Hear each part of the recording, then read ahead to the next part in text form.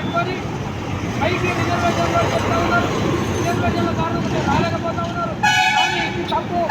50% రిజర్వేషన్లు వాళ్ళ చేతిలో పెట్టుకుంటున్నారు. రిజర్వేషన్ల జనరల్ వాళ్ళ స్థానంతో పేరుతోటి వాళ్ళ చేతిలో పెట్టుకొని 60% సీట్లను గెలిచి వాళ్ళ రాజ్యాధికారంలో ఉంటా ఉన్నారు. ఈ 60% ఉండకుండా ఉండాలంటే ఎవరి జనాభా ఎంతో వారికి అంత వాటా కావాలి.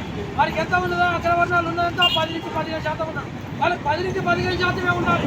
కానీ 50% జనరల్ పేర్కొంటూ ఉంటాం. 50 నుంచి 60% ఇప్పటికీ 80% ఉన్న జనాభా 40% కొట్టు పెట్టాడుతుంటే 60% రిజర్వేషన్ కాకుండా జనరల్ పేర్కొంటే వాళ్ళు 60% సీట్లను తెలుసుకుంటూ రాజ్యాధికారం ఉన్న వాళ్ళు ఉంటా ఉన్నారు.